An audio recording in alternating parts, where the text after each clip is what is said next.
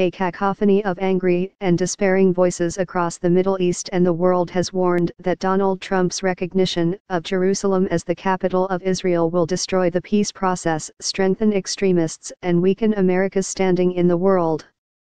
In an address to reporters moments after Trump had finished speaking, the United Nations Secretary-General, Antonio Guterres, voiced his opposition to any unilateral measures that would jeopardize the prospect of peace for Israelis and Palestinians.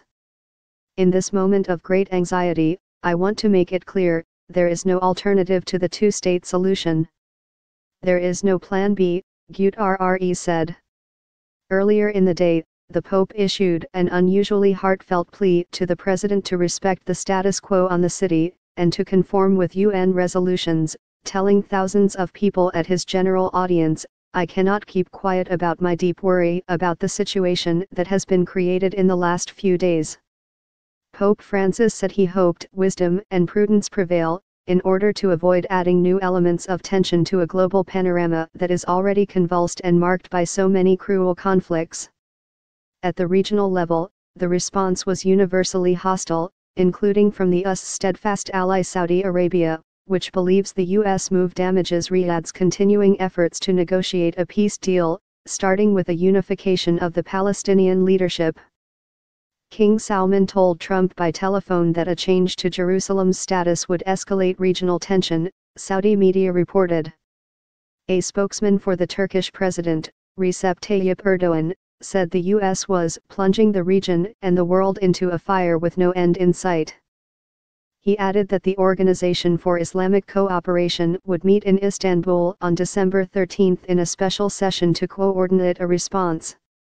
The Turkish Foreign Minister, Mevlut Cavusoglu, disclosed he had told the U.S. Secretary of State, Rex Tillerson, that Washington was making a grave mistake, and the whole world was against the decision. Turkey has suggested it might cut diplomatic ties with Israel if the embassy move goes ahead. The French President Emmanuel Macron was the first Western leader to reject the announcement, saying the final status of Jerusalem had to be settled by negotiation. He called for calm and for restraint from violence. The British Prime Minister Theresa May earlier reiterated the UK's position that the status of Jerusalem should be determined as a negotiated settlement between the Israelis and the Palestinians, and Jerusalem should be a shared capital, and said she would call Trump to discuss the matter. Both Germany and France updated travel advice to their citizens, warning of possible clashes in Israel and the occupied territories. At the request of Jordan and the Palestinians, an emergency meeting of Arab foreign ministers will be held on Saturday. The Arab League warned any recognition of Jerusalem would be a blatant attack on the Arab nation. Of all the issues at the heart of the enduring conflict between Israel and the Palestinians, none is as sensitive as the status of Jerusalem. The Holy City has been at the center of peacemaking efforts for decades.